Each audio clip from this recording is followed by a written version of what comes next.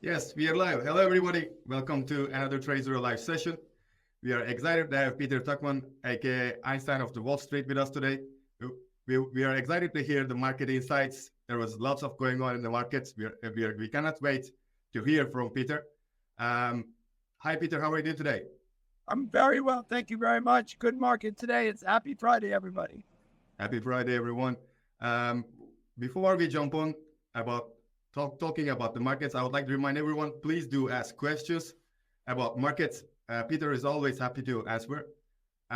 Peter, last night we've been waiting for the Bank of Japan's not the interview, the release about the interest cuts, which could affect the yen carry trade. Also today we had Paul's speech, so lots of things going on about the markets. We're excited to hear what's happening in the market, and as an investor, as a trader, what can we expect from following weeks. I appreciate it. Thank you, everybody. Welcome, welcome, welcome. I think last week we got cut off.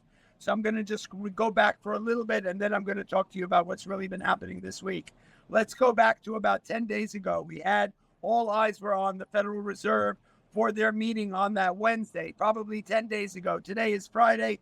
So last Wednesday, the Wednesday before, probably about 10 days or 14 days. All eyes were on the Federal Reserve because what we've been waiting for is what ended up happening today. We have been waiting for some clarity out of the Federal Reserve about cutting rates. That's what the market has been toying with since January for the longest time. And we've spoken about it every Friday, right? In January, looking at 7 rates, 5 cuts, 5 cuts, 3 cuts, 2 cuts. Then the economic data was not supporting the cuts. So we started to think about staying the same or raising them. In fact, the bottom line is having higher rates for longer is putting heavy weights on the market, heavy weights on real estate and on the consumer, on credit card debt and all that kind of stuff. We know how we got here. We know that we ended up having to raise interest rates to combat the inflation. Raising interest rates takes money out of the money supply, okay, which is a way that the tool that the Federal Reserve uses to combat inflation. Inflation was caused by COVID, by the printing of money, by all the interruption of the supply chain that happened during COVID. I don't blame anybody, but I blame COVID. The bottom line is we know what happened. In order to take money out of the supply and curb the inflation that we had, we raised 18 consecutive times. Then we got to a point where we needed to really figure out what is the next move here. We can't stay higher for longer. Think about it. For many, many years, we were at zero interest rates that the Federal Reserve classifies are basically the price that banks and banks to Fed borrow money for, right? The banks and companies are able to borrow money at zero interest rates here in the U.S. for a long time, not any longer. Now it's 5+%, but for the longest time, that was a zero interest rate premium, and that's what helped fuel the whole tech craze over the last 5 years, okay? That is one of the biggest contributing factor over the last 10 years, to be perfectly honest. When companies need money for research and development and you have a zero interest environment, then you're able to borrow money bank to bank, bank to company, bank to Fed, company to Fed, all those relationships. And that fuels and grows the economy. It takes it to where we've been, taking markets to record highs. Obviously, in January, after we had these consecutive interest rate raises, it was time to reevaluate the situation and realize that it was starting to really eat away at the state and the health of the consumer. And so we needed to start looking at cutting rates. Well, the idea of cutting rates as a tool by the Federal Reserve needed the economic data. The Federal Reserve tells us time and time again that it's a economic data-driven decision. And the data was just not there to get the rates to be cut yet. However, way back in January, we were looking at the data was setting up for 7 cuts, 5 cuts, 3 cuts, 2 cuts. And every time the economic data started to get worse, the amount of cuts that were projected for 2024 kept getting lower and lower and lower. There was a period of time in March when the market was so robust and doing so well that we were actually thinking of raising interest rates to get things back in check, but that wasn't the case. Then we had April. You and I have spoken about April for the longest time. That was the month after the greatest quarter since 2019, I guess. And we had a pullback, right? And that was the pullback that kind of took the market a little bit off guard, and we had a 10% pullback. Very good, very healthy for the market. We saw a lot of the high-flying tech names come in, and that was an opportunity, right? I know we saw it last Monday, and we saw it back in April. People watch markets go up, and up, and then when they finally have a day or a week or a month where they suddenly consolidate and they pull back, as opposed to people having a shopping list where they take the companies that they like that were very expensive, and as opposed to running from the movie theater screaming and yelling with your hair on fire, and obviously you can tell me I've had my hair on fire a few times, this is a time to look at the market for opportunities, net, over time. Markets do nothing but go up. Yes, we've had a pullback at 29 and 87 in 2000 and 2007, and during COVID in 2020. In 120 years, we've had 5 crashes. 5, give or take, 5, 6 crashes, really, and I don't use the word lightly. So if you think about it, these were opportunities to get into the market. The market over time historically goes up. That's what it does. But we do see pullbacks, and we have seen, but think about it, over 120 years, 5 crashes, that's a very little ratio relative to what's going on. So you have, let's go back to where we were. So we've had higher rates for longer, and the goal was that if the economic data would support it, that the Federal Reserve was ready to start cutting rates to get ourselves back in track, to start getting a little bit of a handle, and to work with the consumer to really not have interest rates higher for longer. That was the goal, okay? These are all the tools that the Federal Reserve, raising interest rate was a tool, and as are the same way lowering them are. But the decision on the upside and the downside have to be based on real economic data. And we just haven't had the data for a while. PPI, CPI, CPE, ISM, all of these numbers, labor markets, unemployment, were not pointing in the right direction for us to be able to satisfactorily signify the cut that we were looking for. Yeah. So the Federal Reserve has been toying with our emotions for a while, dangling like a carrot that cut in front of us, and we've been waiting for it, anticipating it. By now, we are really impatient, and we really want it. And the market economic data has finally supported it. Let's go back to 10 days ago, Wednesday. The Federal Reserve, the last meeting of the Federal Reserve, was an opportunity for the Fed to cut rates. We thought maybe they were going to do it, or at least give us some clarity on the dissemination of the information that when we were going to get it and how big the cut was going to be. But we came into that meeting and we came out of that meeting, and the only thing that was significant that came out of that meeting was the Federal Reserve said, Jay Powell said, and I'm a fan of Jay Powell. I got no problem with Jay Powell. Mm-hmm. He's done a great job. Think about it. He got us through COVID. He got inflation from 8.5% to 3%. That's a huge goal. So if you don't like him, I think you got it wrong. The bottom line is the guy's done an amazing job. Mm-hmm. Okay? If it wasn't for the printing of the money and the stimulus that we did during COVID, we'd be on bread lines. And if we were still at 8%, we'd be in deep trouble. He got it from 8% to 3%. This is all the tools of the Federal Reserve. So people should research and investigate and realize that he's done a really great job. All that being said, last Wednesday, but look, he's a human being. Sometimes he misses opportunities. Yeah. And some people think that last Wednesday, the last Federal Reserve meeting, which was 10 days ago Wednesday, we didn't get the cut we wanted, and we did not get the clarity around when the cut or how big the cut was going to be. We walked away from that meeting with the only little bit of a jewel that we got from it was, until we see the economy heading back towards 2% inflation, which has been the goal since the beginning, until we see the trajectory head back towards 2%, we're not going to get a cut. Well, that didn't make anybody happy, and that made everybody frustrated and really pissed off, excuse my language. So we walked away from that meeting on Wednesday, and that was the day that we started to see rotation in the tech sector. People started seeing that they had made a god-awful amount of money in this Magnificent Seven.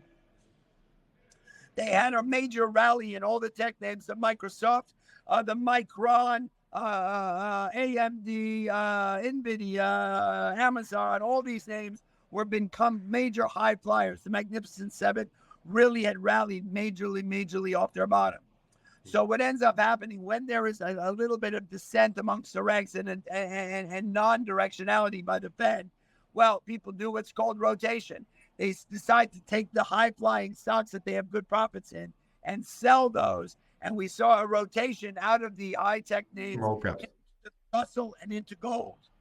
Gold was a safe haven because we know that there's a couple of global wars going on, and the Russell is a mid-cap and small-cap instrument where there's a lot of value, because it's hard to pay $1,200 for NVIDIA when a year ago it was $108.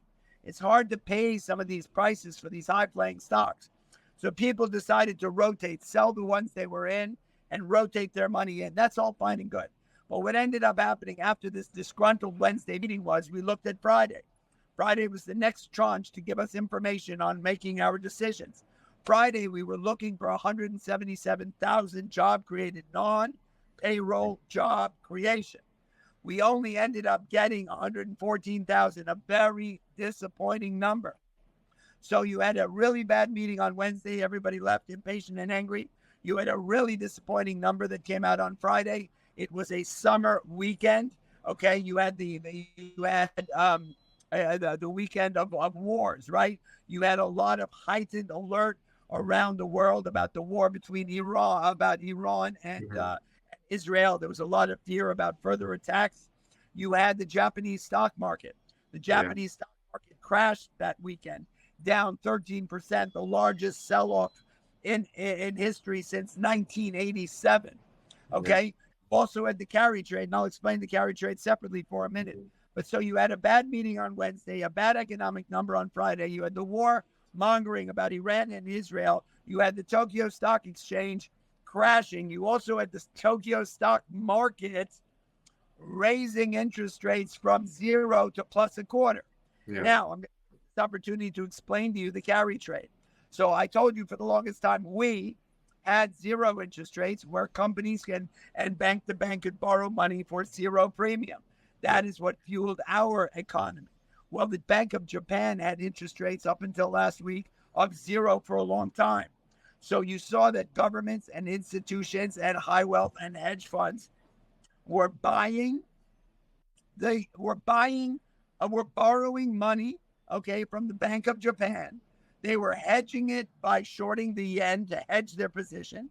They were taking that money and investing it in the U.S. equity market because our market was going up, so that they were long equities, short the yen, and they had a lot of into it with 0 interest rates, hoping to make a quarter of a point. That was a huge trade that was being carried by large institutions, hedge funds, high wealth people into the trillions of dollars for the last year and change. Well, what happened was, unbeknownst to everybody, the Bank of Japan decided to raise interest rates to plus a quarter. Suddenly, that trade that was a guaranteed of a profitable trade was no longer a guaranteed profitable trade, because interest rates went from 0 to up 25 cents. Suddenly, everybody who had this trade on was forced to unwind the trade. If I'm long equities, short yen, and I'm long huge U.S. equities, and I have to unwind this trade, I have to sell all of my U.S. equities and cover my yen. Well, what ended up happening, that also happened over that weekend. Bad Wednesday, bad economic data, war with Israel and Iran. The VIX, also the fear index, went from 20 to 65. So over the weekend was the Japanese crash, okay, raising of the Japanese stock market interest rates, okay, the raising of the VIX, the war in Israel, bad economic data in the United States, the unwind of the carry trade, meaning that after they raised interest rates, the Bank of Japan, everybody who had this trade on had to sell U.S. equities. We all show up to work on Monday morning. You'll all remember it, I'm sure, if you're trading or investing in the market. It was that day that people are calling the crash, but it was not really a crash. It was just a major sell-off. And we came in on that Monday morning, and the market was down 256 handles. Okay? The Dow was down 8,000 points, right? So it was what I call the perfect storm. It's very important when markets sell off in that kind of a fast and furious fashion. That's what I do for a living. I'm a forensic broker. I try and analyze why markets do what they do. It's much more important to understand why it happened that it happened at all, right? Markets go up, markets go down, right? That's what markets do. But it's important, if you're a trader, you're an investor, or you just have an interest in economies of the world, to understand why something happened. So that's because fundamentally, nothing really changed from 3 weeks ago when the markets were trading at record highs across the board to last Monday. Nothing major happened except what I described as the perfect storm, which were small little bits, small components of things that are affecting the global economic landscape that caused that major sell-off on Monday morning. What's important to note is that the opening print on Monday morning was the low of the day, and that was the most recent low. Two scenarios are possible. The market could have opened down 256 handles, equivalent to a massive sell-off across the board, 1,000 points on the Dow. And then if things were really different than they were before, things had basically changed, then the market would have continued to sell off and we would have been down 500 handles on the S&P and 2,000 points on the Dow. But that was not the case. We spent the rest of the day clawing back the S&P 500, the spiders, and we closed out the day. Yes, we closed the day down 1,000 points on the Dow, but we were able to get back half of our losses by the close of business on Monday. Then the scenario is, well, what happened on Tuesday? Is anything fundamentally different than it was 3 weeks ago when the market was trading at record highs? The answer is no. So we come in on Monday morning, on Tuesday morning. The question is there going to be follow through on the sell side, or are we going to have follow through on the buy side? Right? What is really going on? Has anything fundamentally changed? Well, it turned out nothing had fundamentally changed. The market realized that finally, even though Siegel, the great economist, was calling for an emergency Fed meeting, 70 basis point cut, and the whole world was just like losing its mind, that Monday was not just a one-off day, but that Monday was signification that we were in grave economic trouble. Well, it turns out I don't think we were. And I don't think we were, and the market has proven that out. On Tuesday, we came in and the market rallied, except for a midday sell-off. Wednesday, the market rallied, except for a small midday sell-off. That was just profit-taking. On Thursday, we got economic data, once again, that was jobless claims. Jobless claims are how many people are applying for unemployment. A very key indicator on the state and the health of the consumer and of the employees of this country. The number was really good. Way less people were applying for unemployment. So after that terrible Monday and a good Tuesday and a good Wednesday, we ended up having a major rally on Thursday. So after this doomsday scenario on Monday, all the days that followed, Monday, Tuesday, Wednesday, and now Thursday, with really good economic data, were all bullish. The bears went back into their cave, right? And they bought a bag of chips and they sat down to binge watch some Netflix stuff because they weren't coming out for a while. However, if you think about it, on Monday, the bears came out and they screamed, "I told you so, I told you so," right? I've been telling you about this bear market for the longest time, la, la, la. It didn't take 6 hours before those bears were back in the cave. Thursday was a major day of rally. It went from the bottom left to the upper right. There was no midday sell-off. It was a straight up solid bullish scenario. Then we came in on Friday. Market was a little profit taking, not that interesting. Then we had last week. Last week was a solid week. The market started to rebound. And by now, we are here on the following Friday. And the market is trading at 41,000 the Dow, 5,600 on the S&P. We've taken back 60, 70% of the losses that we suffered on that Monday, right? If you sold on Monday because you got caught up in the catastrophism of the whole scenario, that everybody in the media was screaming and yelling, it's the end of the world, that things are really bad, and this rally is all irrational enthusiasm, and it's all BS. Well, you are now an unhappy camper. It's very important that basically we always joke about it. When everyone is selling, it's time to buy. When everyone's buying, it's time to sell. But never get emotional about your money. Okay? So think about it. If everybody came in on Monday, saw the market down 1,000 points, and they said, oh my God, and they listened to the news, and the world's coming to an end and all that, I better sell everything. And they sold everything. The market is up 10, 20, 30%. Stocks are up 10, 20, 30% since then. The tech sector has rebounded 30, 40%. Yeah. NVIDIA is back to where it was trading beforehand. So I say all this to say that no one should get it. Look, now everybody should do their own homework. They should come on and listen to me and my good friend from Turkey on Fridays, because we're giving you really good information.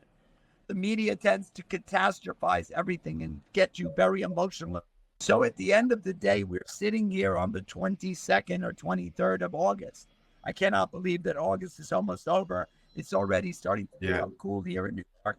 Time flies. All right, but a short 10 days ago, the market had a massive sell-off, and everyone was talking about the end of the world, that the tech rally was over, and that we should all just be running for the hills, screaming and yelling. Not a fact, not correct, not a good truth. The market tells us what it thinks of all this information. And I would say that the bullish rally has been regained. The levels of 41,000, 5,600 on the Dow and the S&P respectively have shown us that there's money coming into the market, that people have regained the confidence they need. Let's look at we're here on the 22nd of August.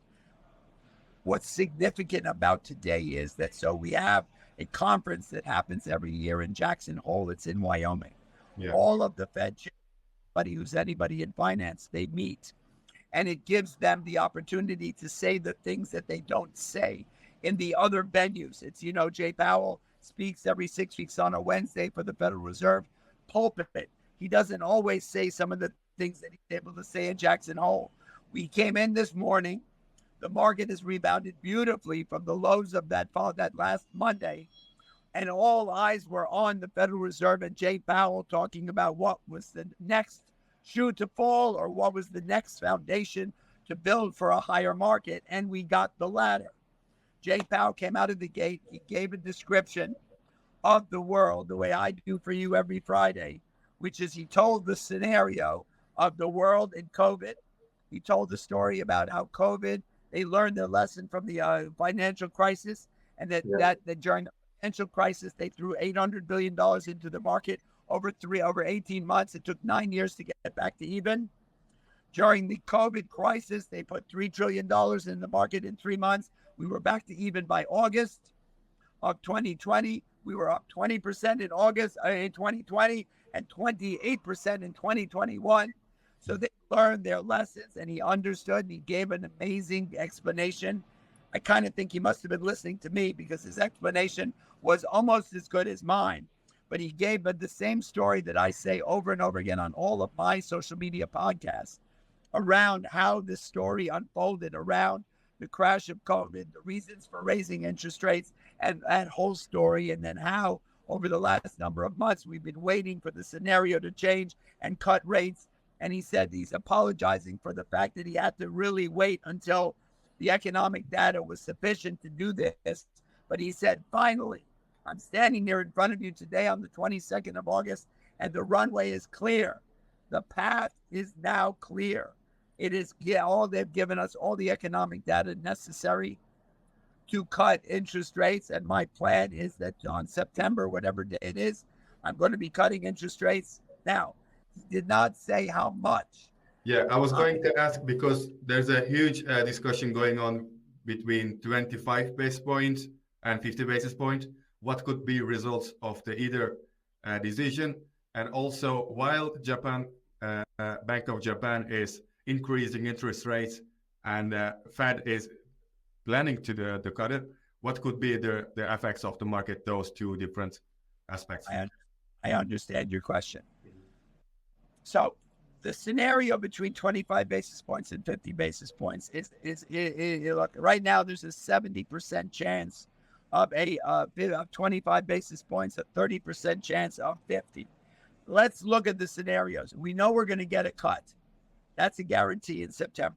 Yeah. Short of some disaster happening, we are getting a cut, and basically it's going to be at least 25 basis points. The best case scenario for a 50 basis point cut would be that the Fed waited too long, that they made a mistake, that they're getting bullied, that they are flip-flopping about their policy, and I don't think it will be a good idea. And one last thing is that the economy and the people are going to be fearful if they are now suddenly going from no cuts to a 50 basis point cuts, maybe the economy is worse off than we think. That the economy suddenly, after him not even presenting a scenario where he's cutting rates at all, just suddenly cutting rates 50 basis points, there must be something we don't know, and we have a problem. And the Federal Reserve does not like to have mud on their face. They don't like when there's mud on their face. So my gut is I don't think, short of anything disastrous happening, that they are going to have 50, but we don't deserve a 50 basis point cut unless some economic data comes in that we don't know yet. Okay. But I think we're good for a 25. I think people will be, I think if we get a 25 basis point cut, the market will respond favorably and the bulls will take over and the market will rally and we'll see a really solid end to the year. No guarantee we don't have more than one cut this year. I did an interview with Dan Ives, famous tech analyst, yesterday. He believes there's going to be more cuts, 3 more cuts this year, or at least into March 2025. All that being said, a 50 basis point cut is a big deal. It's a bit of a shock and awe situation. I don't think we want to do that, and I don't think the market will respond favorably to it. 25 basis point market rallies, 50 basis point market sells off. That's my best case scenario. So that's where we are today. We've been waiting and waiting and waiting patiently for months and months and months. The scenario is almost a missed opportunity. That Wednesday that I keep harping back to a couple of weeks ago may have been a missed opportunity, but maybe not, because the economic data that came out wouldn't have been any different. So I don't believe it was a missed opportunity. Maybe he should have given us, I don't think he should have cut rates then, but he should have given us a little more clarity then. But he does what he does. He and I are not on speed dial together. So at the end of the day, we're here on the 23rd of August. We finally got what we've been waiting for. The market is responding favorably to it. Okay, the market is up. It was up 60 handles earlier. It's given back some of its profits, but I think it's going to be a positive, solid market. In a couple of weeks, we're going to get the interest rate cut we deserve, and we are impatiently waiting for. I think the market will respond favorably, and that's the best. That's the way the cookie crumbles. It's a beautiful case scenario. That's left is the election. Now, I think everybody's asking, like, what's the difference? Best case scenario for a Kamala Harris or Donald Trump presidency. I don't think either one will have any effect on the market because historically it has no effect on the market. They are different policy-wise. I don't know if either of them have a policy, so I don't even want to make a judgment about that. But at the end of the day, politics play a very, very little role in the way the market is. So I think all eyes are going to be on economic data. All eyes will be on the Fed. The next thing to watch is how the market reacts to the interest rate cut in September, and then also see in the conversation after the cut in September what he says about further cuts this year. Maybe another one in October, maybe another one in December, because we don't want to stay higher for longer. We want to get the interest back in line with the reality of the economy. So I think I've given you a mouthful, everyone. I've given you a great breakdown on what's happened since COVID. I gave you a great breakdown that's happened this year.